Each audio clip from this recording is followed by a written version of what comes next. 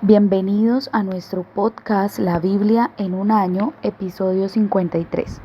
Tiempo con Jesús. Me encontré con Jesús por primera vez en 1974. Estoy muy agradecido con aquellos que desde el principio me enseñaron la importancia de lo que denominaban el tiempo tranquilo. La antigua expresión, el tiempo tranquilo, que significa apartar tiempo para leer la Biblia y orar. Probablemente tiene su origen en las palabras de Jesús recogidas en el pasaje del Nuevo Testamento de hoy. Vengan conmigo, ustedes solos a un lugar tranquilo. Marcos 6:31. He empezado mi día de esta manera. Prácticamente cada mañana desde los 18 años intento pasar tiempo con Jesús yo solo, en un lugar tranquilo. A veces es muy breve, otras veces más largo. De la misma manera que no me gusta comenzar el día sin desayuno, no puedo imaginarme comenzar el día sin el alimento espiritual. Casi siempre empiezo por leer la Biblia, pues creo que es más importante que Jesús me hable a mí a que yo le hable a Él. Mis pensamientos para cada día son ahora la base de las notas que enviamos en la Biblia en un año. Salmos 25 del 1 al 7. Dios mío, en ti confío. Canción de David. Señor, a ti dirijo mis súplicas. Dios mío, en ti confío, por eso nunca seré humillado, y mis enemigos nunca me vencerán. Quien crea en ti nunca será derrotado, pero en cambio los traidores serán derrotados y quedarán con las manos vacías. Señor, enséñame a vivir a tu manera, muéstrame el camino que tú seguirás, guíame y enséñame tu verdad, porque tú eres mi Dios y Salvador. En ti pongo siempre toda mi esperanza. Señor, recuerda siempre ser bueno y misericordioso conmigo, como lo has sido siempre. Olvida, Señor, los pecados que cometí en mi juventud, cuando fui rebelde. Muéstrame tu bondad y recuérdame tu fiel amor. Amén. Este fue el Salmo 25 del 1 al 7 y lo leí en la versión PDT. Tiempo para mirar a Dios. ¿Te has sentido alguna vez intimidado por las circunstancias? ¿Alguna vez te has embargado el temor de fracasar y acabar decepcionado e incluso avergonzado? David claramente tenía esos miedos y nos da un ejemplo de cómo empezar un tiempo tranquilo. Empieza diciendo: a ti, Señor, elevo mi alma. Está determinado a confiar en Dios a pesar de todos los retos que le esperan. Prosigue diciendo: mi Dios, en ti confío, no permitas que yo sea humillado o deje que mis enemigos se burlen de mí. En efecto, lo que está diciendo es: estoy mirándote, Dios mío. En The Message, obviamente estaba bajo ataque, pero confiaba en que Dios nunca le abandonaría en brazos de la humillación. Su esperanza estaba en Dios a todas horas. Tómate un tiempo cada día para mirar a Dios, para preparar lo que suceda en el día. Pídele a Dios misericordia, perdón, ayuda, guía y liberación. Oremos juntos. Señor, oro para recibir tu guía en todo aquello que haga en el día de hoy. Encamíname en tu verdad, enséñame. Acuérdate de mí por tu gran amor y bondad. Vamos a leer juntos Marcos 6 del 30 al 56. Este también lo vamos a leer en la PDT. Los apóstoles se reunieron con Jesús y le contaron todo lo que habían hecho y enseñado. Como Jesús y los apóstoles estaban en un lugar muy ruidoso y concurrido, no tendrían tranquilidad ni para comer, así que Jesús les dijo: vengan conmigo a un lugar tranquilo para que puedan descansar un rato. Así que se fueron a una barca en un lugar despoblado. Pero muchos los vieron salir y como los conocían decidieron ir con ellos. De todos los pueblos salió gente corriendo por los caminos y llegaron antes que ellos. Cuando Jesús bajó de la barca y vio una multitud tan grande, tuvo compasión de ellos porque eran como ovejas que no tienen pastor. Entonces se acercó a ellos y comenzó a enseñarles muchas cosas. Cuando ya se estaba haciendo tarde, los seguidores se acercaron a Jesús y le dijeron: este es un lugar despoblado y ya es muy tarde. Haz ir a la gente para que vayan a los campos y pueblos cercanos y compren algo de comer. Pero Jesús les respondió: denles ustedes de comer. Y ellos respondieron: ¿Quieres que para alimentar a tanta gente vayamos y compremos pan por el equivalente a un mes de trabajo de todos nosotros? Jesús les dijo: vayan y vean cuántos panes tienen ustedes. Fueron, averiguaron y le dijeron: tenemos 5 panes y 2 pescados. Entonces Jesús les ordenó que hicieran sentar a la gente en grupos sobre la hierba verde. Se sentaron en grupos de 50 y de 100. Después Jesús tomó los 5 panes y los 2 pescados, miró al cielo y dio gracias a Dios. Luego partió los panes y se los dio a sus seguidores para que los repartiera. También repartió los 2 pescados entre todos. Todos comieron y quedaron satisfechos. Recogieron 12 canastas llenas de pedazos de pan y de pescado. Los que comieron fueron 5.000 hombres. Jesús camina sobre el agua. Enseguida Jesús ordenó a sus seguidores que subieran a la barca y se fueran primero que él a Betsaida, al otro lado del lago, mientras que él se despedía de la gente. Después de despedirse de ellos, se fue al cerro a orar. Al atardecer, la barca estaba en medio del lago y él estaba en tierra. Vio que tenían dificultad para remar porque soplaba un viento muy fuerte en su contra. A la madrugada Jesús llegó caminando sobre el agua e hizo como que iba a pasar de largo. Pero cuando lo vieron caminando sobre el lago, pensaron que era un fantasma y comenzaron a gritar. Todos lo vieron y por eso se asustaron muchísimo. Enseguida les dijeron: tranquilos, soy yo, no tengan miedo. Entonces se subió a la barca con ellos y el viento se calmó. Estaban completamente fuera de sí, porque no podían entender lo que acababa de ocurrir. Por la misma razón que no entendieron el milagro de los panes. Su mente no podía captarlo. Jesús sana a mucha gente. Cruzaron el lago hasta llegar a la tierra de Genesaret y atacaron la barca en la orilla. Tan pronto bajaron de la barca, la gente de allí reconoció a Jesús. Entonces corrieron por toda la región y empezaron a llevar a los enfermos en camillas a donde oían que él estaba, y donde quiera que iba, en las aldeas, en los pueblos o en los campos, ponían a los enfermos en las plazas y le rogaban que tan solo los dejara tocar el borde de su manto. Todos los que lo tocaban quedaban sanados. Amén. Tiempo a solas con Jesús. Jesús enseñó a sus discípulos que el tiempo a solas con él era prioritario. Vengan conmigo ustedes solos a un lugar tranquilo. Y se fueron solos a un lugar solitario. La vida de Jesús conlleva mucha acción, por lo que tenía que ser difícil para él escaparse y descansar un poco. Dios lo estaba usando de maneras sorprendentes. Para empezar, alimentando a 5.000 y caminando sobre las aguas. Él veía la enorme necesidad de toda aquella gente, tuvo compasión de ellos porque eran como ovejas que no tienen pastor. Acudían a él corriendo literalmente, pues lo necesitaban desesperadamente. A pesar de esto, Jesús consideró necesario despedirlos, pues necesitaban algo de soledad. Subió hasta una montaña para orar, dando prioridad a su tiempo a solas con Dios. La oración y la acción van de la mano. La actividad brota de la relación. Jesús tuvo compasión de ellos. La palabra usada es la más fuerte de la lengua griega, compadecerse. Como en Demeshash, se le partió el corazón. Jesús animaba constantemente a sus discípulos y los hacía desarrollarse en su ministerio. No se limitó a alimentar a los 5.000 milagrosamente él solo, sino que les dijo: denles ustedes mismos de comer. A veces me siento sobrecogido por el ministerio que Dios me ha dado. Con frecuencia siento que tengo muy poco que ofrecer a la gente a quien estoy llamado a servir. Este pasaje me da mucho consuelo. Jesús puede hacer muchísimo con muy poco. Si ofreces a Jesús lo poco que tienes, Él puede multiplicarlo y satisfacer las necesidades de todo el mundo. Jesús era eficiente, organizado y práctico. Les mandó a que hicieran que la gente se sentara por grupos sobre la hierba verde, así que ellos se acomodaron en grupos de 100 y de 50. Después de que los discípulos hubieran alimentado a los 5.000, Jesús los envió de nuevo solos, los hizo subirse a la barca e ir por delante mientras él subía a la montaña a orar. A veces, incluso aunque estemos haciendo lo que Jesús nos dice que hagamos, resulta muy difícil y extenuante. Hay momentos en los que me siento agitado y lleno de miedo. Los discípulos hacían grandes esfuerzos para remar, pues tenían el viento en contra. Cuando Jesús se unió a ellos, les dijo: calma, soy yo, no tengan miedo. En el momento en el que Jesús subió a la barca con ellos, se calmó el viento.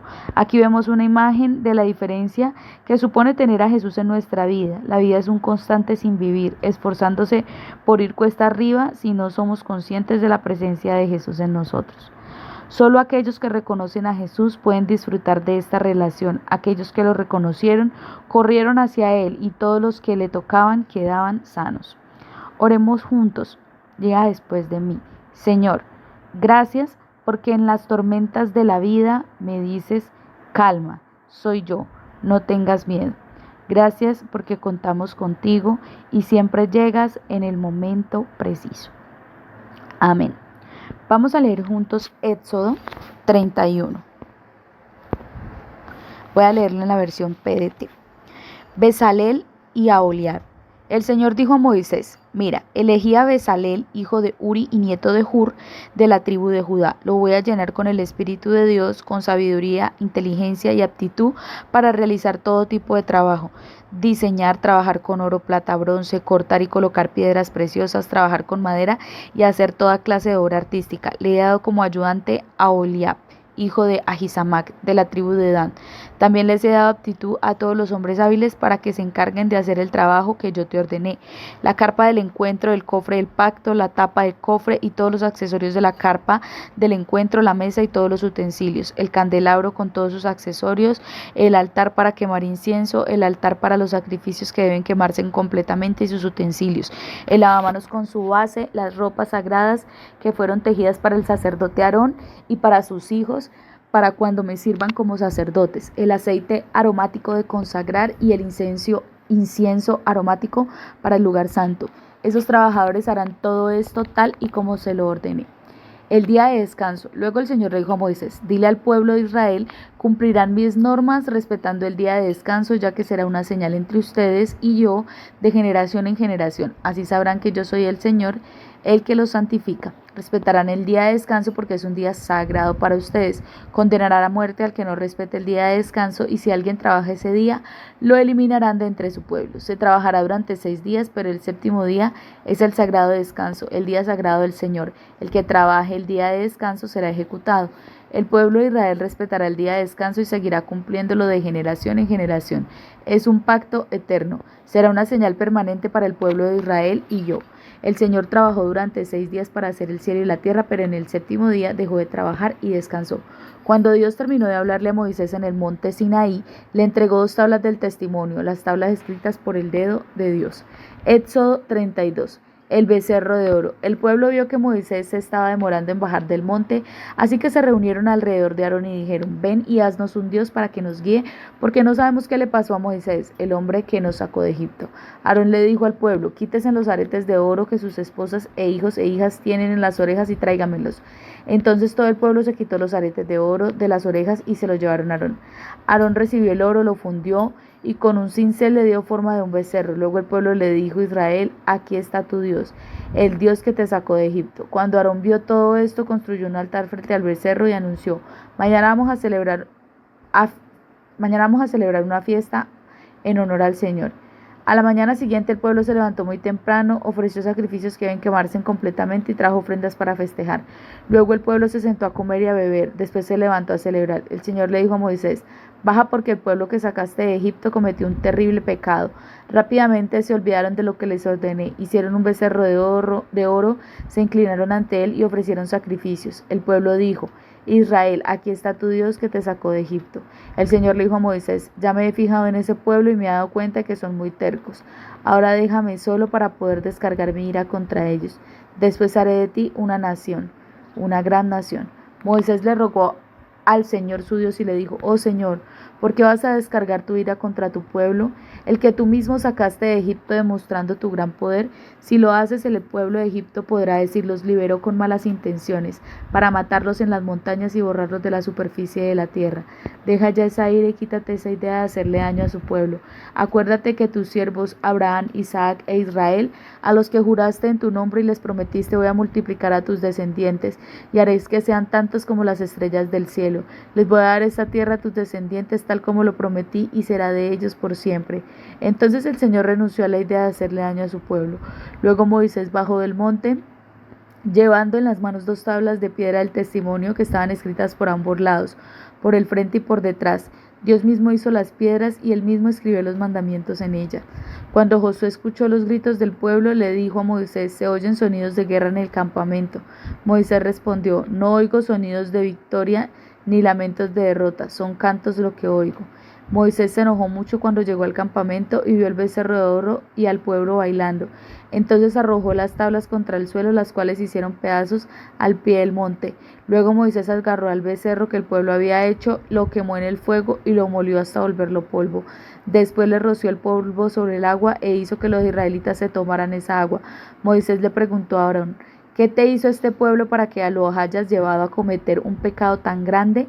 Aarón respondió: Señor, no te enojes conmigo, tú sabes que este pueblo siempre está dispuesto a hacer el mal.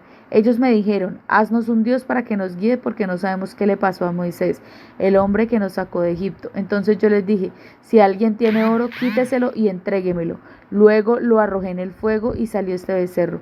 Moisés vio que el pueblo estaba fuera de control, convirtiéndose en motivo de burla de sus enemigos, porque Aarón no los había controlado. Entonces Moisés se puso a la entrada del campamento y dijo: que se acerquen a mí los que están del lado del Señor. Todos los levitas se unieron. Luego Moisés dijo: el Señor Dios de Israel, tome cada uno de ustedes la espada y vaya a un extremo a otro del campamento, matando a su hermano, su amigo y su vecino. Los levitas hicieron lo que Moisés les dijo. Ese día murieron aproximadamente 3,000 hombres. Luego Moisés les dijo: hoy el Señor los eligió por haberse opuesto a sus hijos y a sus hermanos, así que hoy Él los bendice.